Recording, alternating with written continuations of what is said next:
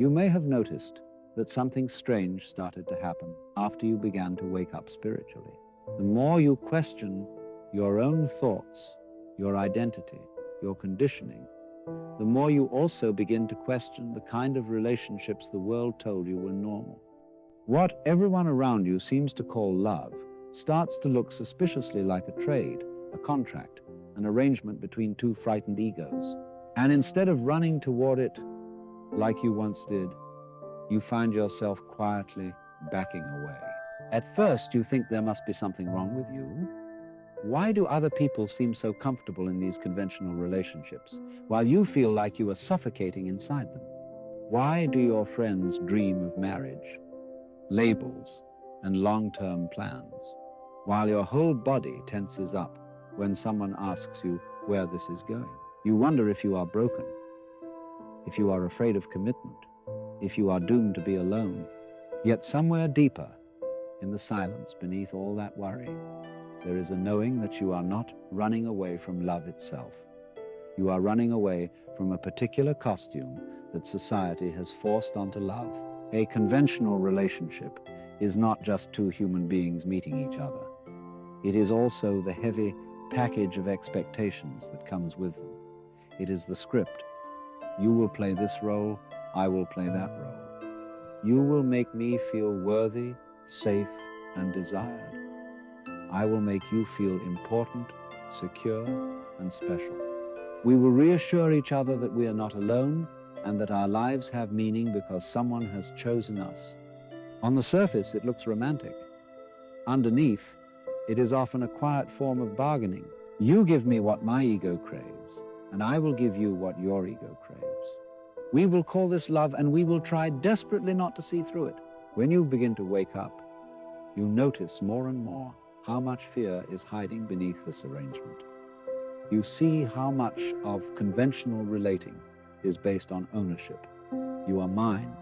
You belong to me. Your attention must revolve around me. If your attention wanders, I feel threatened because your gaze is the drug that keeps my identity intact. You also see how much of it is based on control. Do not change too much. Do not grow in ways that do not include me. Do not question the rules of our little contract. The moment you start to become more yourself, more alive, more free, I will feel betrayed because I did not fall in love with your truth. I fell in love with the part of you that agreed to play my game. For a spiritually awake person, this becomes unbearable. It is like trying to meditate while someone whispers in your ear that you must stay exactly as you are forever, or you will lose their approval. You can feel the cost of this in your body, the tightness in the chest when you say yes while everything in you wants to say no, the exhaustion of constantly managing another person's expectations, the dread that appears when you realize that being loved here means shrinking yourself down just enough to fit inside the other's idea of who you should be. No wonder you want to run. The important thing to see is that you are not running from intimacy. You are running from distortion. You are running from the pressure to turn something sacred into a performance. When you start to wake up, you become more sensitive to lies. Not just the lies others tell you, but the lies you tell yourself. You notice how easily you say things you do not fully mean, just to keep the peace. How quickly you pretend to be more certain than you are, just to avoid a difficult conversation.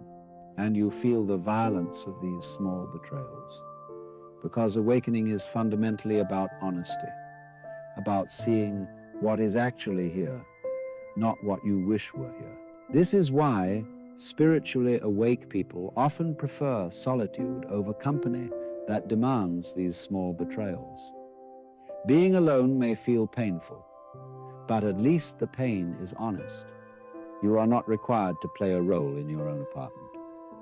No one is asking you to smile when you feel empty. You can sit with your restlessness. You can cry. You can question everything. There is a certain dignity in that kind of loneliness. It is the loneliness of someone who would rather sit in the dark with their own truth than stand under bright lights, repeating the same old lines of the human play. At the same time, The story is not as simple as saying that conventional relationships are bad and spiritual people are good. That is just another game of ego. The reality is that most of us enter conventional relationships because we are doing the best we can with what we know. We crave warmth, we crave touch, we crave the feeling of being understood by at least one other person on this strange planet. There is nothing wrong with that longing. In fact, it points to something very deep. It points to the fact that at the most fundamental level, you are not separate from anything at all. You are the ocean forgetting itself as a wave, longing to reunite with its own depth. But when that longing passes through an ego that feels incomplete, fearful, and unworthy, it turns into a search for someone to complete you. You begin to look for a partner who will finally prove that you are lovable, that you are safe, that you have a place in this world. You make the other person into a psychological life raft. And because you are terrified of losing that life raft, you cling to them, you try to control them, you demand that they never change in ways that threaten your security. They do the same to you. This mutual clinging is what passes for romance in a lot of movies and songs. For someone whose eyes are opening, it feels less like romance and more like a subtle prison. So awakening does not make you superior. It simply makes you more allergic to prisons. You can still feel the pull of attraction, the warmth of connection, the sweetness of sharing life with another. Yet, you cannot fully go back to pretending that another human being is responsible for your wholeness. You cannot keep believing that their presence will solve the basic unease of being human. You have seen too much. You have glimpsed that the unease comes from a mistaken identity, from taking yourself to be this anxious little someone in the head, rather than the space of awareness in which all thoughts and feelings rise and fall. Once you taste that, even for a moment, you realize that no relationship can save you from yourself, because the separate self is the illusion. From this perspective, running away from conventional relationships can be an act of profound honesty. It is the recognition that you are not ready to play that old game anymore.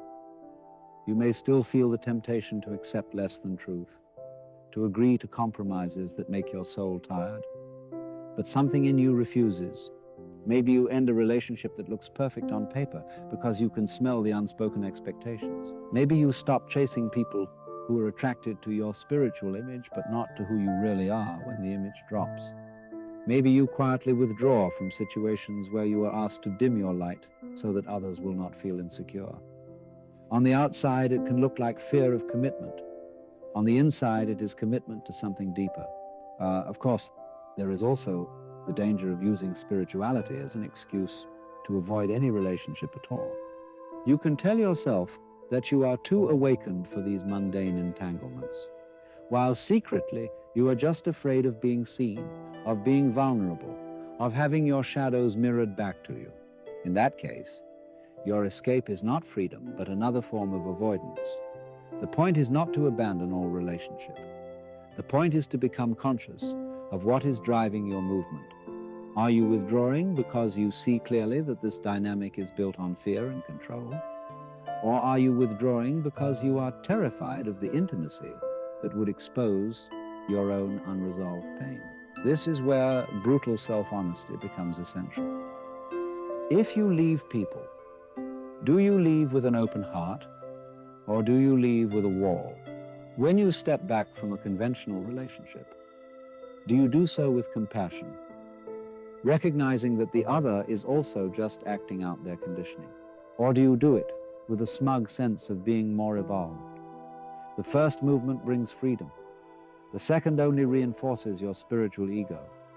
Awakening calls you to see even this, to notice the subtle pleasure of feeling superior and to question it. Because any feeling of superiority is a sign that the ego has put on spiritual clothes and is pretending to be enlightenment. So what does a relationship look like when it is no longer conventional in this sense? It is not about rejecting all forms, all agreements, all commitments. Rather, the quality of the connection changes. Instead of two incomplete halves clinging to each other, you have two beings who are learning to rest in their own inner fullness. They come together not to escape themselves, but to explore themselves more deeply. They are not trying to own each other. They are curious about each other. They are not terrified of change. They expect change. They understand that life is movement, and that genuine love does not freeze the other into a fixed character, but supports their evolution. In such a relationship, honesty becomes more important than comfort. You are willing to have uncomfortable conversations because you care more about truth than about keeping the surface calm. You are willing to admit when you are afraid, when you are jealous, when you are triggered.